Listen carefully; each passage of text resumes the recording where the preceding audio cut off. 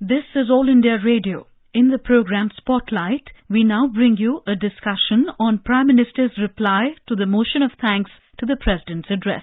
The participants are Shekhar Iyer, political analyst, and Ruchika Chitravanshi, journalist.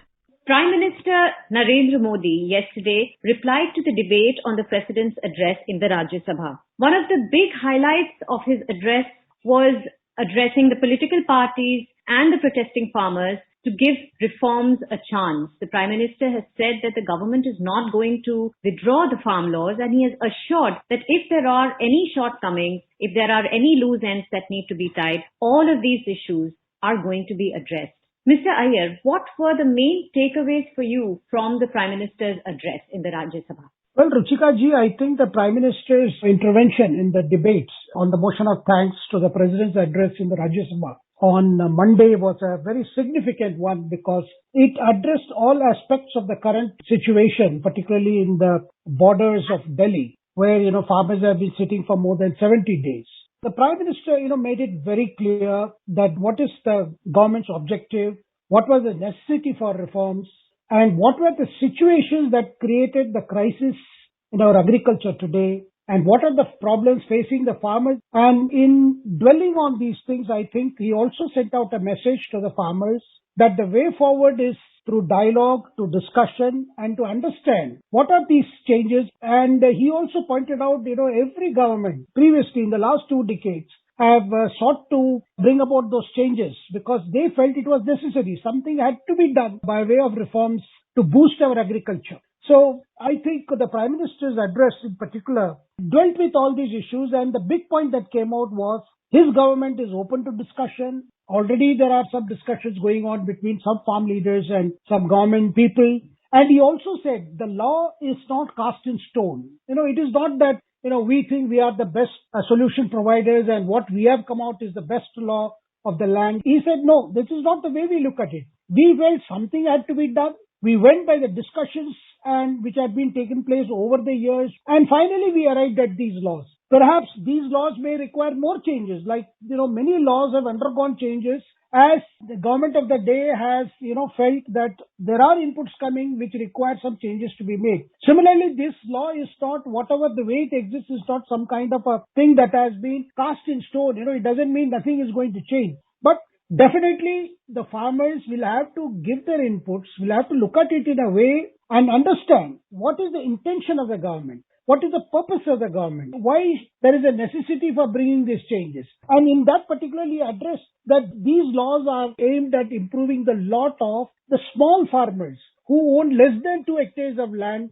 whose produce is small and who cannot compete with big farmers who have access to mandis and other ways of disposing of their produce. So therefore, I think it was a very, very emotional appeal to the farmers to come back to the negotiating table and look at what is possible and why it should be done. Absolutely. It was a very significant speech and a very emotional appeal, as you said, Mr. Iyer. One of the issues that farmers had been raising was the MSP should be made mandatory and that barring 2 states, farmers don't get MSP. Now, Prime Minister has addressed this issue. He has said that MSP mechanism was there, it is there, and it will remain. And also he has signaled the procurement of food grains also will go on. So to what extent do you think Prime Minister managed to soothe the nerves of farmers, of critics by addressing this issue? You see, the Prime Minister mentioned about MSP because many of these farm union leaders have said that unless you make it mandatory for everyone to, abide by the minimum support price, which is announced by the government every year for 20 odd crops, then we will not consider this law as it exists now and we want the repeal of the law. So what the Prime Minister wanted to convey was, look, these laws have nothing to do with fixing of minimum support price or government purchasing paddy and wheat for the public distribution system using the MSP mechanism. That part has been clarified several times. It was clarified by Agriculture Minister Narendra Singh Ji Tomar in Parliament, outside Parliament. So again, the Prime Minister rated this point that this impression that these laws are a way the government is eventually going to do it with MSP is a wrong notion, is a misunderstanding which is being spread just to create confusion and fear. So Prime Minister made it very clear the government will continue to purchase paddy and wheat through the Food Corporation of India because The government needs not less than, 65 million tons every year for distribution through the public distribution system, the PDS. Therefore, any fear that if implementation of these laws, which basically allow the very small farmers to consider other options apart from mandi to sell their produce. Basically, this is what it provides. Besides, these farmers can also, form groups, the farmer producer organizations, FPOs, and then can enter into a commercial contract with any trader or a company which will buy their produce at a particular price. So, essentially, this is the spirit of the law. I think this should go a long way for the farmer union leaders to look at their stand afresh. So the Prime Minister's appeal is actually giving them an opportunity to resume negotiations, because it is quite possible there are many suggestions that can be incorporated in this law. Because right from beginning, the government has been saying, look, you can come to us and tell us what are the problems in the laws. Those changes can be considered. And in fact, when the agriculture minister has been saying, let's have a clause by clause discussion, it is essentially to see which aspect is actually worrisome for the farmers. What is there in the law? The Prime Minister made an interesting comparison with where the dairy farming has added to income going up in the agriculture sector. He said almost 80 to 20% of what is considered as agriculture income in India. Now, farmers have been forming cooperatives or even selling milk, in some cases to the Cooperative Federation, but they have also been selling to private traders. Now, Prime Minister said, look, in dairy farming where you have the system of selling milk, it has not happened that the trader has walked away with the cow. Similarly, the fears about that the new farm laws will lead to acquisition of the land owned by the farmers is also a total misconception. So therefore, I think the Prime Minister's appeal was directed at removing the misconception and also cautioning the farmer bodies that there are certain groups who thrive in disruption, who thrive in misconception, who thrive in spreading unnecessary fear. A lot of them, take to the social media. Ours is a democracy by parliament. That laws were discussed in parliament and passed. Without understanding all this, they have been, misguided. That's why the Ministry of External Affairs had to come with a clarification. Because there are questions being asked, why should MEA get into this? No. The idea was misconceptions, unless challenged, they continue to spread.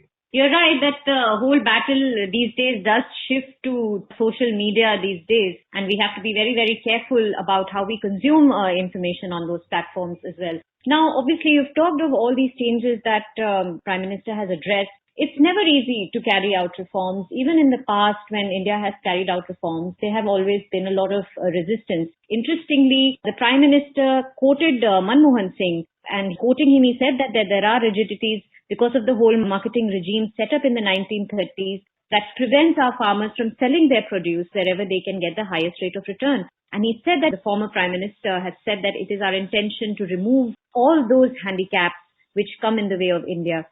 Now, in retrospect, how do you put all of those reforms in context? Because this is not for the first time that India has tried to take up agricultural reforms.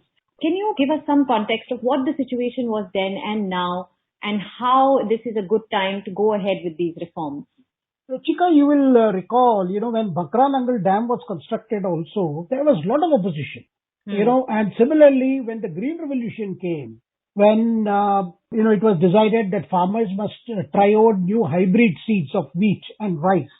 And at that time, Dr. M.S. Swaminathan was a scientist with the Indian Agriculture Research Institute, and you had C. Subramaniam as the Agriculture Minister, Union Agriculture Minister. In fact, Prime Minister referred to this Green Revolution in his reply on Monday. He said even Green Revolution was opposed, What is known as very important turning point in our self-sufficiency in food production was achieved because these new seeds that were developed were tried and bumper crop was possible in Punjab, Haryana and other states. That is how we achieved self-sufficiency. Before that, we had a situation where we had to import food grains. The particular period when it was known as the PL 480 funds, that is, US government had a law, Public Law 480, under which India used to import food grains. That was the situation. From that day to today our godowns are overflowing. There is surplus food grains. That is why the farmers today will have to consider these reforms, because they need to shift for two reasons. One, they must grow what is more in demand and grow less of what is already in abundant supply. That is one. Second thing is they should also consider the ground water table, because gradually water table is going down because of certain agriculture practices. For instance, in Punjab, from what I gather is, they have been growing paddy and wheat because of MSP is seen as, one-stop solution where you continue to grow paddy and rice and the FCI will buy it. But they will have to realize, farmers can realize that they can, like other farmers in other states, where they have shifted to other crops like pulses, like oil seeds, or they can go for horticulture. They can try out other things where for which there is demand and they can get a good price instead of growing the same thing and being satisfied with just getting the MSP. Because there is a scope for growing crop which will have a higher demand. But the problem is, Ruchika, any reforms, any change, always is, even a good change comes with initial inconvenience, initial necessity to shift. And that is in our individual lifestyle also. Suppose you decide to become more fit and you have to undertake, say, early morning exercise. It is difficult when you start with. But eventually you realize what was difficult for you is eventually giving you benefits of fitness. And that fitness also gives you joy. Similarly, any changes. I can also recall another instance. For instance, computerization of banks. You will recall in the 80s, particularly early 80s, when computers came into banks, we had several bank strikes because bank employees feared that entry of computers will cause loss of jobs for them. But not a single job was lost because of computers. Today, you have a smooth banking system thanks to computerization. Many of us, we need not even have to visit our branches. You don't have to depend on anyone. Stand in the queue, take a token to deposit check or to encash your check. Remember those days. But there was tremendous opposition to this computerization. I remember trade unions giving out calls for bunds. But what is the reality today? Today, people cannot think of banks without ATMs, cannot think of banks without net banking. I mean, one generation of Indians have grown up with not knowing what is it to stand in the queue in a bank to get a draft. This is the reality today. So similarly, the changes in agriculture, that is what Prime Minister was emphasizing yesterday. Look, these things will cause difficulty because the whole thing is we approach things with fear. But that fear is unnecessary because the government is very clear that when it has done so much for the farmers, whether it is Kisan Nidhi Yojana, where, every year the farmer gets 6,000 rupees in 2 installments, particularly at a time when he needs that money before the harvest. And he did not rush to any money lenders. The money straight comes into his account thanks to this direct benefit transfer. Now, government has ensured a soil health card, more scientific use of availability of seeds, availability of fertilizers, where so many steps the government has taken. Crop insurance, Kisan credit card. When government has taken all steps, why would it do something which is totally against the farmers as is being made out? I think it was a very rational, logical points that the Prime Minister tried to bring forth. On the floor of Parliament. And Ruchika, I must also mention, when he talked about MSP, he said, look, I am speaking from the floor of Parliament. That MSP was there, will remain, and is also there. The point you mentioned. That also says, that the Prime Minister says, look, please understand the significance of a Prime Minister giving this assurance on the floor of Parliament. I think the message is very clear, and the farmer leaders must appreciate this, and the opposition too, because there was a message for the opposition. Look, there are several issues on which we can do politics, but let us not make the welfare of farmers itself a political subject and a political tool to further our power politics. That will be unfortunate. That was the strong message from the Prime Minister. Absolutely, Mr. Iyer. Very rightly pointed that it was a significant appeal by the Prime Minister to the people of India and huge significance of the statements being made from the floor of Parliament, and the things that he says carry all the more weight because of the place it has been said from. Now, we'll all wait and watch how this unfolds and how this whole agitation shapes up in the coming days. Thank you so much for joining us today, Mr. Iyer. Thank you. You were listening to a discussion on Prime Minister's reply to the motion of thanks to the President's address. The participants were Shekhar Iyer, political analyst, and Ruchika Chitravanshi, journalist. This program was produced and presented by the News Services Division of All India Radio. You can listen to it on our mobile app, News on AIR. This program is also available on our website, newsonair.com. You may email your opinion about this program at airnsdtalks at gmail.com.